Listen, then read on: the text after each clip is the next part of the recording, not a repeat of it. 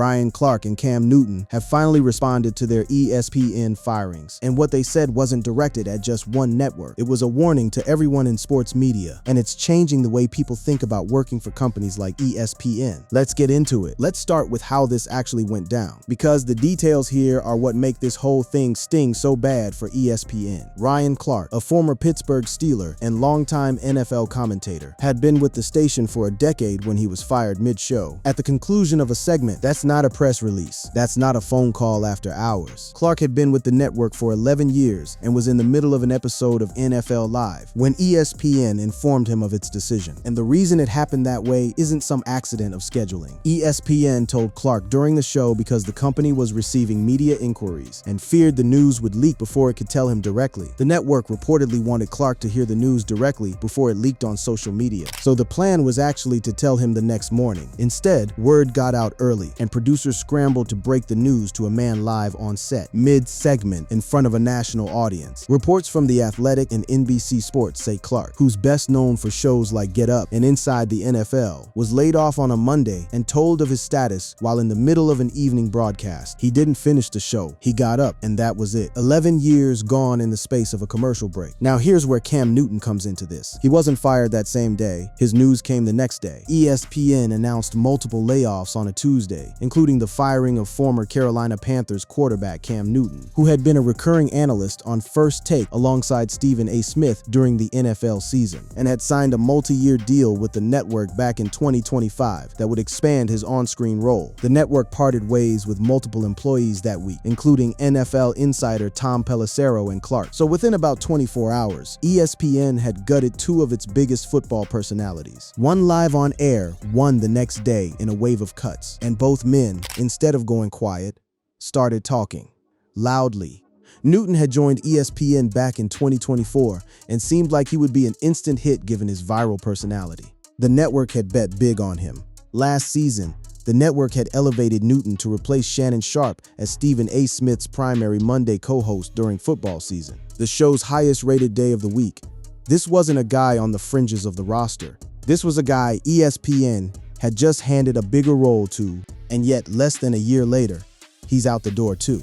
Newton's time with ESPN and First Take ended before the beginning of the 2026 football season, as he was one of several names caught in a wave tied to the network's absorption of NFL Network. A list that also included Karl Ravech, Charles Davis, Tom Pelissero, and Clark, who learned of his firing while on air.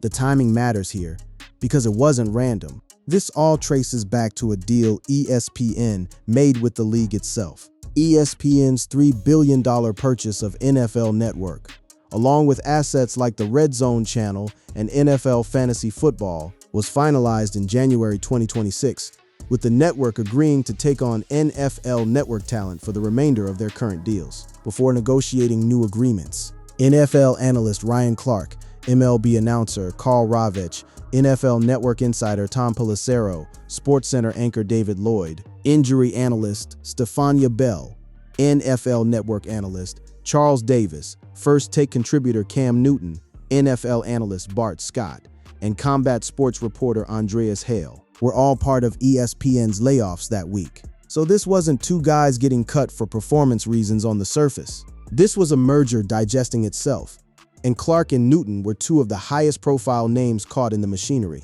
But here's the thing that turned this into a story with teeth: how each man responded. Clark didn't lash out right away. He posted online, sending prayers and love to all those laid off that day by ESPN, saying so many of them had poured their life into that company and that he knew how they were feeling, and hoping that as one door closes, another opens for them.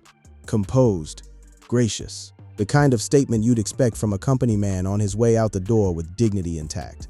Newton's reaction landed differently, and it's the part that really got people talking. On his own show, days after his own firing, he addressed Clark's situation directly and folded it into a bigger statement about the whole business. He said it was unfortunate what happened to Ryan Clark, but that Clark was going to be okay because The Pivot, Clark's own podcast, wasn't going anywhere, and that it was unfortunate what happened to him too. Some would think, but that he was good. That line, "some would think," is doing a lot of work. Newton wasn't crying about getting fired. He was almost shrugging at it. And that shrug is exactly the message ESPN didn't want to hear.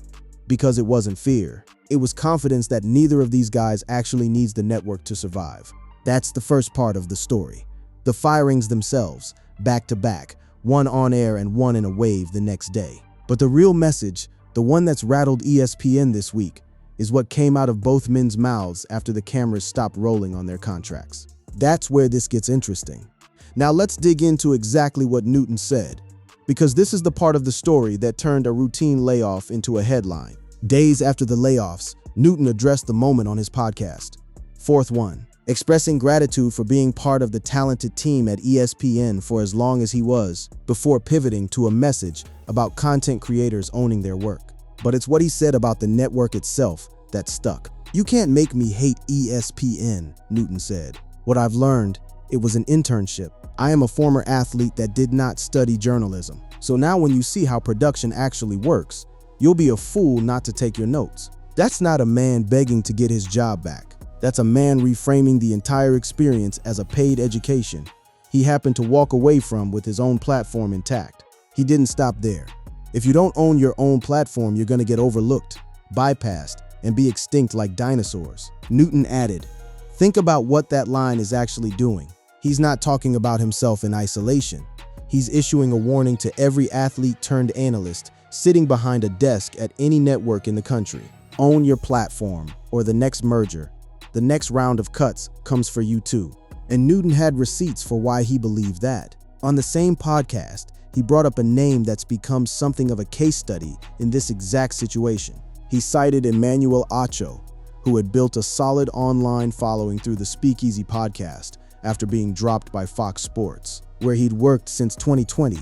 Acho had even won a Sports Emmy while at that network. The message: a Sports Emmy didn't protect Acho from getting cut, but the platform he built afterward is still standing. Newton's saying the diploma matters less than the business you own. There's another layer to this that's worth sitting with. Newton didn't just talk about his own firing. He was clearly still processing how blunt the whole business really is. He revealed that he'd been counseled to say there wasn't another platform on linear television in his field like ESPN, and admitted that those were truer words that couldn't be spoken any clearer, before repeating that the network couldn't make him hate it, calling his run there almost an internship. That's a fascinating admission if you actually sit with it. He was handed talking points meant to make him sound grateful and non-threatening on the way out, the kind of line PR handlers give departing employees so they don't burn bridges. And Newton essentially told his audience that, yeah, that line is true. ESPN really is the biggest platform in the sport. But then he undercut the whole point of saying it by treating his own exit like a graduation rather than a loss. He admitted that when the news came, he felt like anybody else would. He didn't see it coming, but said that wasn't something he wanted to dwell on because he'd left with things money can't buy. There's real feeling under the bravado. This wasn't a man who wanted to leave. It's a man who got cut and decided the story he was going to tell about it was one of opportunity instead of rejection. Then came the part where he turned his attention fully to Clark. "It's messed up how they did Ryan," Newton said, framing both his and Clark's exits as evidence of a single rule for anyone working in media without their own platform to fall back on. That's Newton drawing a straight line from his own experience to Clark's and turning it into commentary on the entire industry. Not just two guys who lost jobs, but a system that chews up talent that doesn't own its own means of production. And when he circled back to Clark specifically, the message got even clearer about what okay actually means in this context. It's unfortunate what happened to Ryan Clark, but what I will tell you is this: Ryan Clark gonna be okay. The pivot ain't going nowhere. It's unfortunate what happened to me, some would think, but I'm good. I got fourth one. I ain't going nowhere, Newton said. Notice the structure of that statement. He's not saying ESPN was wrong to fire them. He's saying it doesn't matter, because both of them already built the exit ramp before they needed it. He pointed out that he still has 4th and 1, while Clark has the pivot, meaning neither of them are leaving the airwaves anytime soon. That's the real substance of the message being sent to ESPN here. It's not a threat. It's not a lawsuit. It's a very calm, very public statement that the networks leverage over its talent. The thing that makes people afraid to speak their mind on air, afraid to push back in negotiations, afraid to get cut, doesn't apply to guys who've already built something outside the building. And that's a dangerous thing for any network to have said about it publicly, by two of its most recognizable recent faces in the same week. While Newton was busy turning his firing into a business lesson, Clark was fighting a very different battle over why he actually got let go in the first place. The story that broke first wasn't flattering. According to The Athletic, executives at ESPN had soured on Clark in recent months because of the way he conducted himself on air, with reports pointing to an on-air incident between Clark and analyst Peter Schrager in September, in which Clark was accused of belittling Schrager because Schrager never played in the NFL. Here's what actually happened in that moment, because it's become central to the whole story. Clark had taken heat for telling Schrager, "That's the non-player in you." When Schrager defended CeeDee Lamb's performance in a Cowboys game, with Schrager pushing back and Clark responding, "Peter, what I need for you to do is not get mad and let me finish." Schrager had argued that Lamb played well regardless of the loss, pointing out that 3 ex-players in the discussion were saying one thing while he offered a different read. The reaction was immediate and one-sided against Clark. The moment drew swift and divisive reactions from viewers, many of whom sided with Schrager, and reasoned that just because he hadn't played the game didn't render his opinion on it less worthy. Clark himself seemed to recognize he'd overstepped. That same night, he posted that he'd had an interaction with his colleague, both on and off the air, that he regretted, said he'd apologized to Schrager and taken accountability with ESPN leadership, and promised his focus would remain on professionalism, teamwork, and being a better teammate moving forward. For a while, it looked patched up. By the following week, the two had seemingly come to an understanding and continued to appear together on ESPN programming, even fist-bumping in a show of unity on NFL Live. Case closed, or so it seemed, until Clark got fired months later, and the same incident resurfaced as the reported reason why. According to Andrew Marchand of The Athletic, the relationship with executives soured after that exchange, and other reports confirmed the cut ties followed that specific moment. On paper, that's a clean story. Guy says something ugly on live TV. Executives remember it. Guy eventually gets cut. Simple. Except Clark wasn't willing to let that be the final word on his own exit. On his own podcast, days after the firing, he directly disputed it. Clark claimed the Schrager situation was not why I got fired, saying flatly that he and Peter don't have an issue. "Me and Peter don't have an issue," he said. "I would think if you asked him right now. Obviously, after what went on with us, there's been nobody that's been nicer to him." He went further, laying out his own version of what actually built the tension that led up to that on-air blow-up. Clark said ESPN producers had begun telling him it wasn't typical to appear on both Get Up and First Take regularly, even though in his mind both Orlovsky and Schrager often did exactly that. So when he finally got a chance to join Get Up on the day of the disagreement, he had a lot on his mind, and he said the fact that Schrager and host Mike Greenberg weren't former players had been a running joke throughout the show. Clark also pushed back on the popular reading of what he actually meant by that non-player comment. He said the inciting moment came when Schrager responded, "Don't belittle me," and explained he wasn't trying to say Schrager had no opinion because he didn't play. He was trying to say Schrager had a different opinion because he didn't play. And then there's the detail that turns this from a workplace dispute into something that sounds a lot more calculated. Clark alleged that Get Up producers referenced footage of him arguing with Schrager during a break, claiming they were worried he would get aggressive, and said he believes someone at ESPN later shared that footage with Outkick. Read that again. Clark isn't just saying the reason for his firing was wrong. He's suggesting the network itself may have leaked footage of him to outside media to help shape the story around his own exit. That's an accusation aimed squarely at ESPN's internal conduct, not just its decision-making.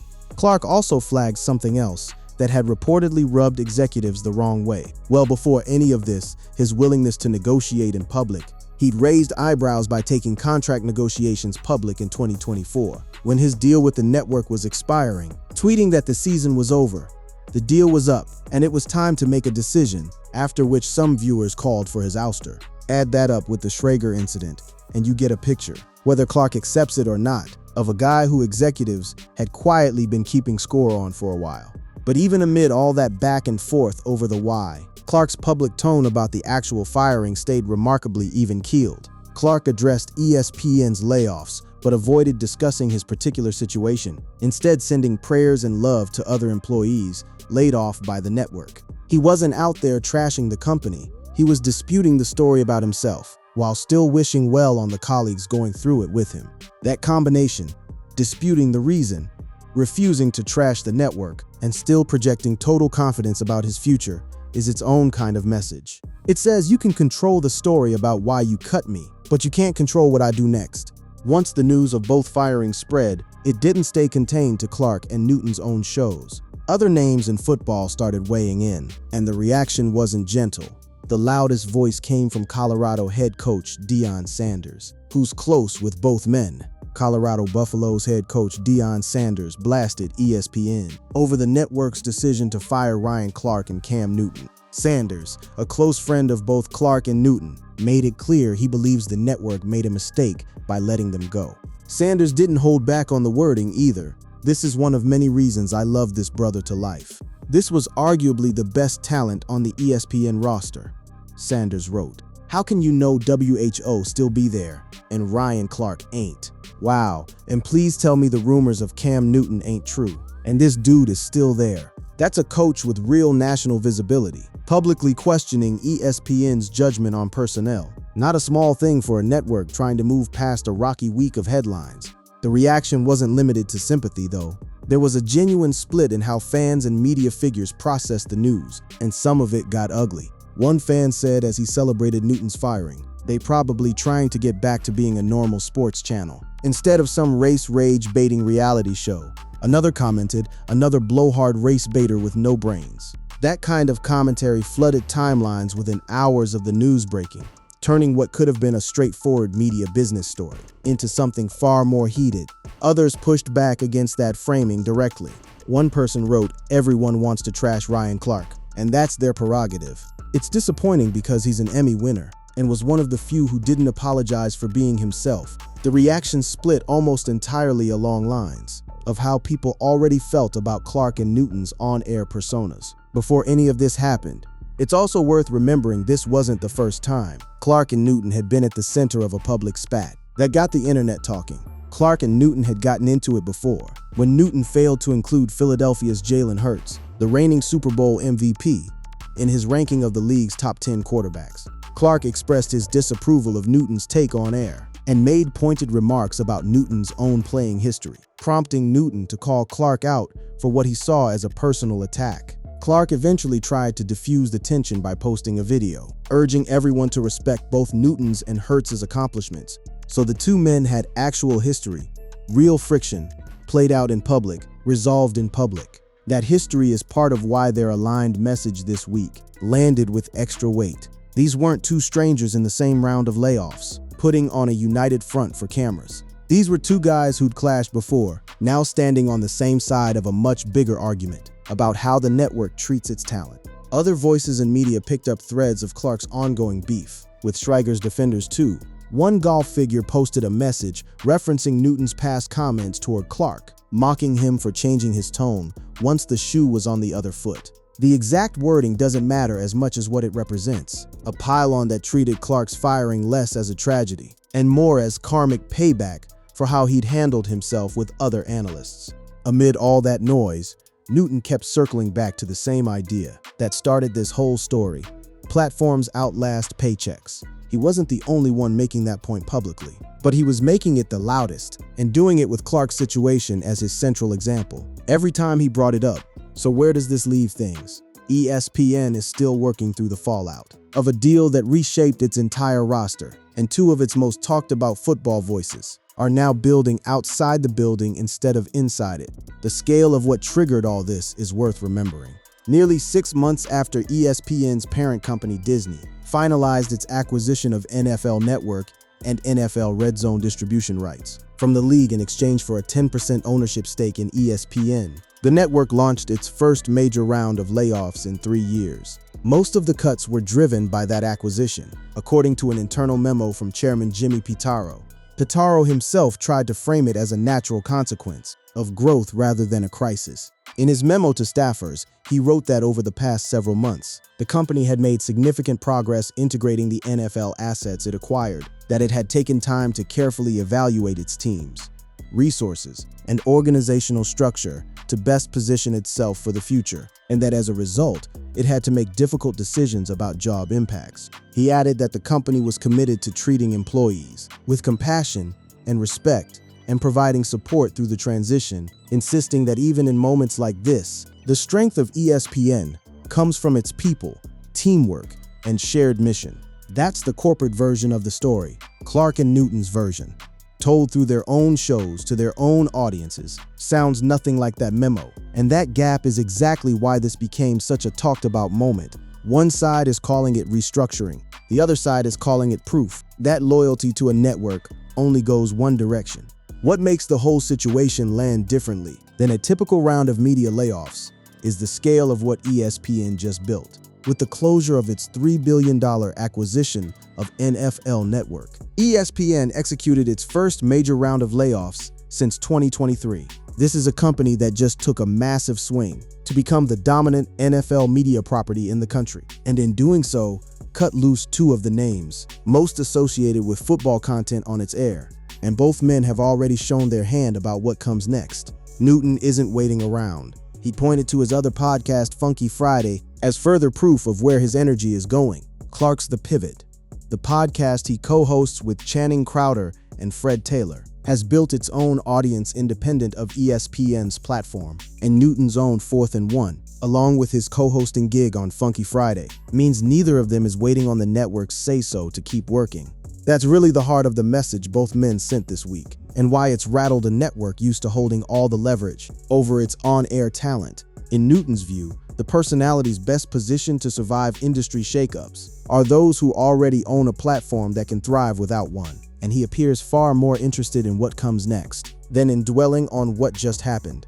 ESPN layoffs hit on air talent after $3 billion NFL Network deal. Sportico, https://www.sportico.com. Ziggurat Business Medios 2026. ESPN layoffs NFL Network. Deal on air talent, $1,234,939,661. Whether ESPN ends up regretting the decision the way Sanders and plenty of fans think it will, is something only time and ratings will settle. What's already clear is that Clark and Newton didn't walk away quiet, and they didn't walk away needing the network to validate them on the way out. They walked away pointing to shows with their own names on the marquee, telling anyone still working inside that building exactly what happens when the next merger comes looking for redundancies, and telling ESPN itself that the leverage it thought it had over its two biggest football names walked right out the door with them. Sources: Panthers legend Cam Newton sends clear message after ESPN firing. Cam Newton sends clear message after ESPN firing. A to Z Sports. You can't make me hate ESPN. Cam Newton breaks silence. Essentially Sports. NFL legend Cam Newton responds to ESPN laying him off. Yahoo Sports. Cam Newton shares important message with content creators. The Blast. You can't make me hate ESPN. Yahoo Sports. NFL fans react as Ryan Clark backpedals on Cam Newton versus Jalen Hurts debate. Sportskeeda. Ryan Clark and Cam Newton were fired by ESPN, the Shadow League. ESPN to part ways with Cam Newton as part of talent layoffs. Outkick. Deion Sanders blasts ESPN over Ryan Clark. Cam Newton firings. Heavy. Ryan Clark was informed of his firing during Monday's NFL Live, NBC Sports. Ryan Clark fired by ESPN. Why NFL analyst was unceremoniously let go. Yahoo Sports. Ryan Clark refutes that Peter Schrager incident was behind firing. Awful announcing. Ryan Clark and Peter Schrager's confrontation explained. Hello Magazine. Ryan Clark layoff influenced by argument with Peter Schrager. Yahoo Sports. Ryan Clark fired after heated ESPN exchange. Yahoo Sports. Ryan Clark refutes that Peter Schrager incident was behind firing.